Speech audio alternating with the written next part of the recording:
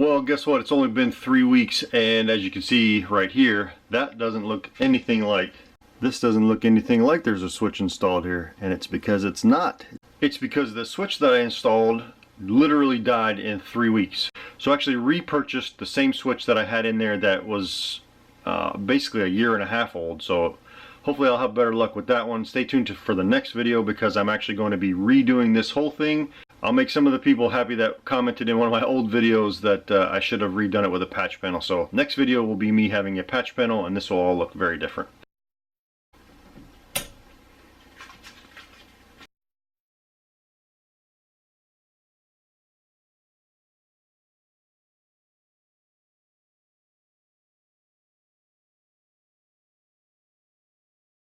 Alright, I got some new gear. This is what I'm going to be using to update everything on my home network.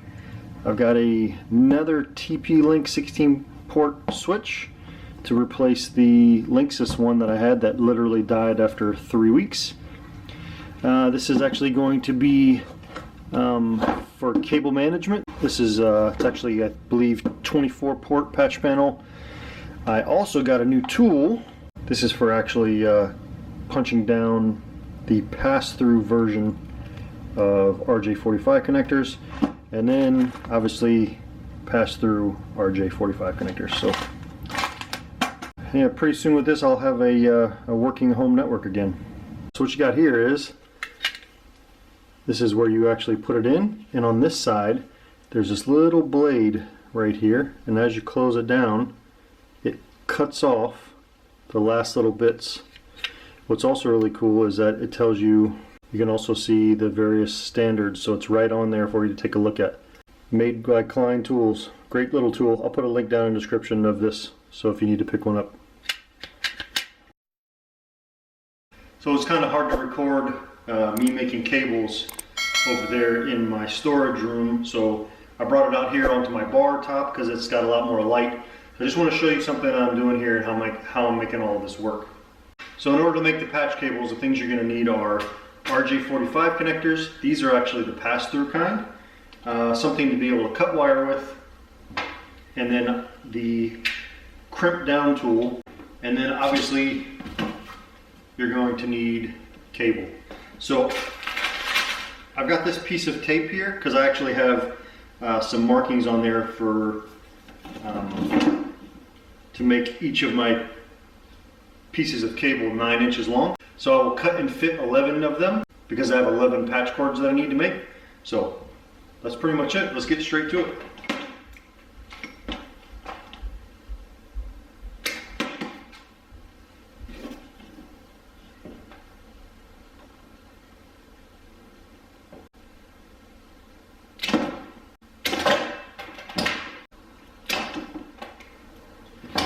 Alright, now I got all of them cut, all the same length. So now I'm actually going to show you just one because I don't want to bore you with doing all of them, but I will get all these crimped up. That way I'll have connectors on both ends, and then we'll go plug everything in. Strip back some of this jacketing.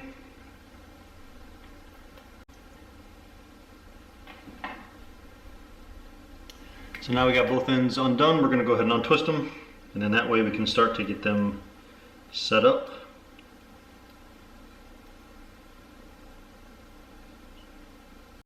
Alright, now you got them all set like this. So now you're going to actually, so on this tool you can actually see right here, it has both the A and B standards, so you can just take a look and see what that looks like. Get the colored pairs arranged in the right order, and then you can literally pass them right through. Then you can crimp it down, and it cuts. This little tool has a little blade that cuts the ends off, and you're good to go. Alright, now once you get the hard part done and getting everything lined up in the color order that you need, you can start to stuff it down into the end, and then just be careful to make sure that it all stays in the same order as you put it in there. Alright, so then you get them actually pushed through into here, and they come out the other end, and then you can get your tool, and the tool has this little cutter. Put it on the end, Make sure you get everything lined up like that. Then you can actually crimp it down.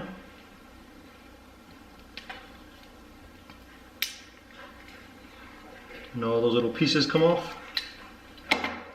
And then you have a connector made. Just do the same on this other end, and then you'll be ready to go. This is what you get. It also comes with a power cord and brackets. So I'll go ahead and put that all together, and then you'll have a... So now I got all the brackets mounted up for the rack, and I got this all cleaned up a little bit here so I can actually reinstall this back in. And in a minute I'm going to put my patch panel in, and then that way we'll get all of this stuff done. We're going to have to actually cut off all these old RJ45 connectors and then re-punch them down into these keystone jacks, and that'll all get set into this, and it'll look nice and clean when we're all done. So let's get to it.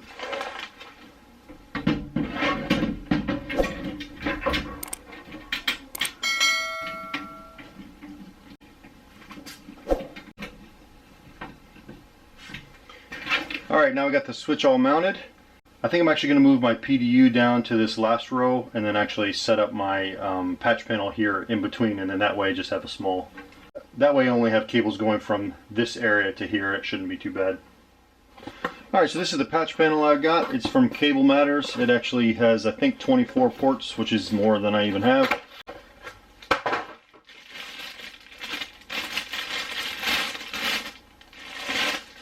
You can actually see that it has some cable management built into it right here, which should help for keeping the cables out of the way. So we'll install that now.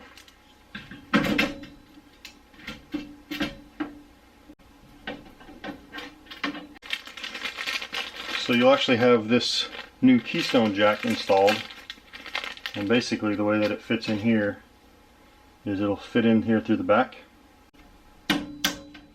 And then what you'll do is you'll have, these will get punched down from behind. All of this will be tucked down behind. So you won't have any of that. It'll all be tucked up under here like this. And the only thing that'll be showing on the front of this will actually be the cables connecting from the patch panel over onto the actual switch, and it'll look professional, even though I'm not professional. Alright, for this next piece then is actually to get all of these cables cut and then wired into the back and punched down onto one of these. I have 11 cables here, and I think the layout that I'm going to do is I'm just going to actually run 11 from here, because that way it's easier to just run these cables a short distance. And basically the first thing I'm going to do is just start cutting these off, and then I'll get the shielding stripped back a little bit, and then get the wires peeled out, put the wires out into the middle of these, and then punch them down using this tool. And yeah, that's it. I'll do one so you can see it, and then I'll do the rest off camera, that way you don't have to be bored.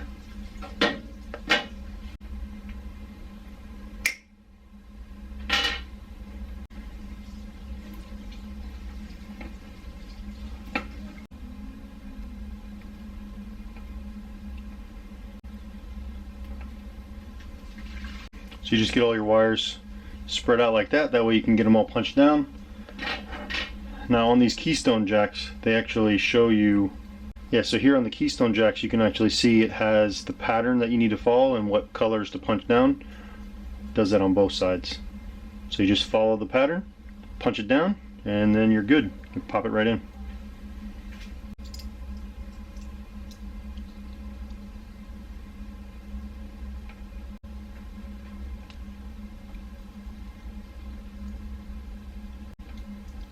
Alright, then it looks like this, and then you'll be ready to start punching things down, and let's do that now.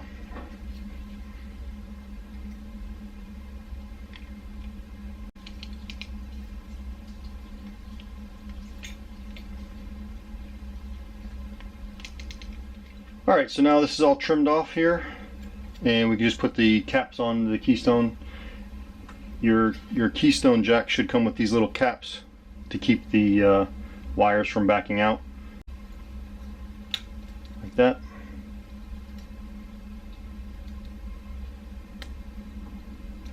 and then you're good. Now all you gotta do is plug it in, pick the port you want to go. Now you can always have these labeled as well. So this one goes to the master bedroom. I'm gonna actually I'll label this later because I'm actually gonna buy a label maker, and then you can actually put it down on here of to which one of these ports goes where.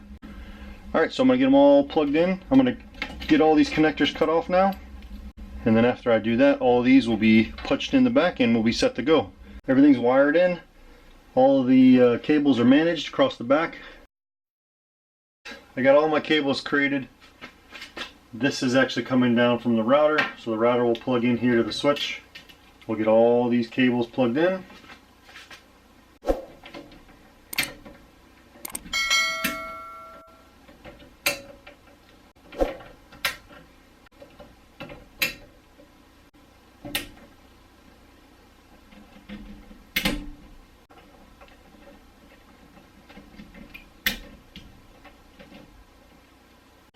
Alright, the last little bit is to get this powered on.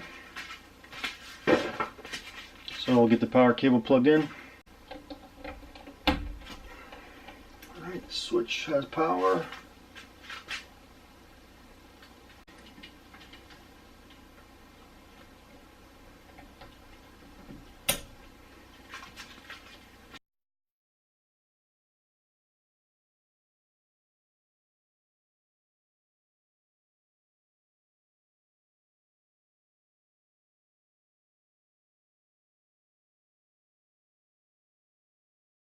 Alright, well, I just went upstairs and ran a speed test and checked some of the other wired connections, TVs and computers and all that other kind of stuff, and everything is working perfectly. It actually looks a lot more professional with the patch panel in there. So thanks for watching the video. I'll put a link down in the description that has all of the things that I used here, the switch and the patch panel and the connectors and the punch down tool and all that other kind of stuff.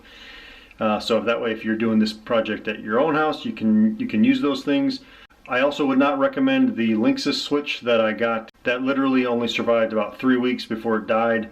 Hopefully this switch that I got now, this TP-Link, will last longer than that. The first one, I got the same one that I had originally. The first one lasted 1.5 years. Hopefully I get that much time out of this one. We'll just see how it goes, I guess. Anyway, I'll keep you updated if anything happens to it. As always, thanks for watching the video. I'll see you next time.